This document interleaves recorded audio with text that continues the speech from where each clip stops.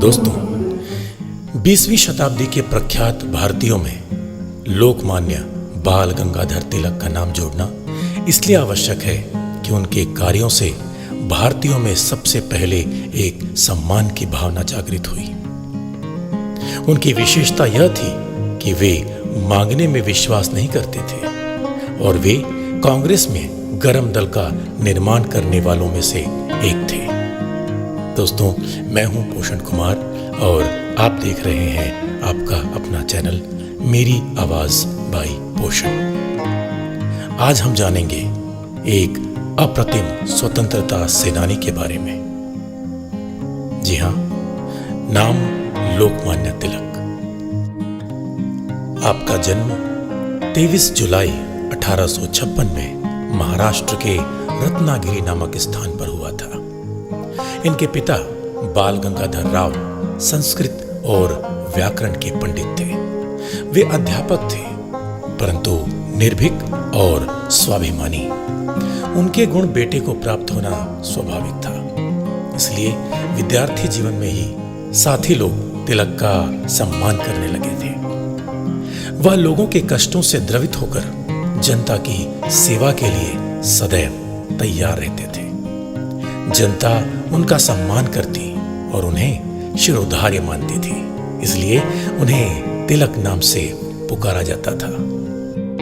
कांग्रेस में उनके विचारों के समर्थक अन्य महत्वपूर्ण नेता भी थे, जिनमें बिपिन चंद्र पाल और लाला लाजपत राय का नाम प्रमुख था। लाल बाल पाल की यह तिकड़ी कांग्रेस में गरम दल की समर्थक थी। ये लोग मानते थे कि भारतवासियों में आत्मसम्मान की भावना का विकास होना अत्यंत आवश्यक है। इसलिए बाल गंगाधर तिलक ने स्वराज हमारा जन्मसिद्ध अधिकार है का नारा दिया था। वे जो भी बात कहते बहुत स्पष्ट शब्दों में कहते, गोलमाल नहीं करते थे। इसके अतिरिक्त तिलक महाराज हिंदुओं की उन्नति और उनकी प्राचीन गरिमा को बनाए रखने के प्रबल समर्थक थे। वे अछूतोद्धार के प्रबल समर्थक थे और चाहते थे कि उनकी गणना हिंदुओं में ही होनी चाहिए। वे चाहते थे कि उन्हें हिंदुओं से अलग न किया जा सके। स्वराज हमारा जन्मसिद्ध अधिकार है, हम उसे लेकर ही रहेंगे।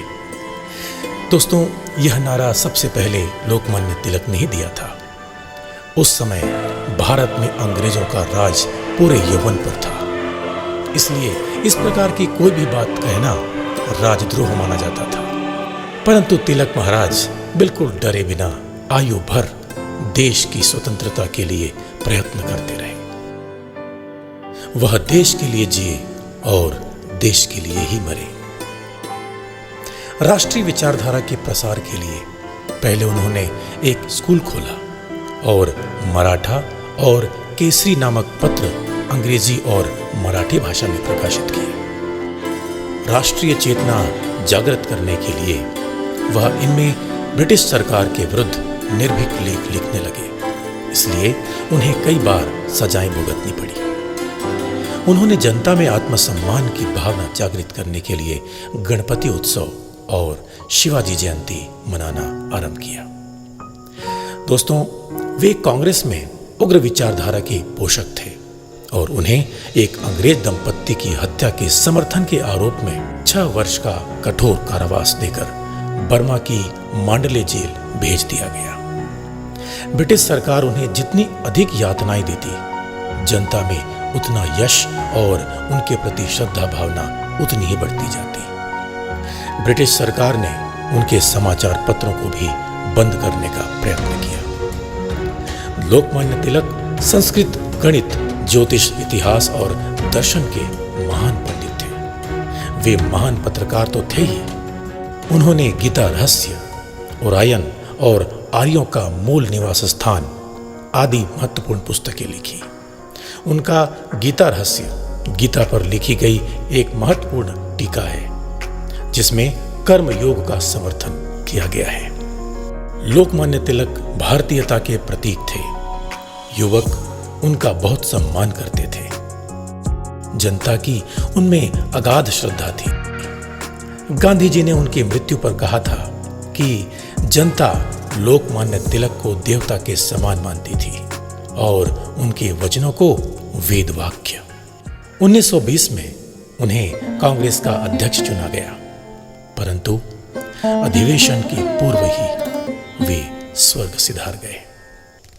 दोस्तों, तिलक उन महापुरुषों में से हैं जिन्हें भारतवासी कभी भुला नहीं सकेंगे।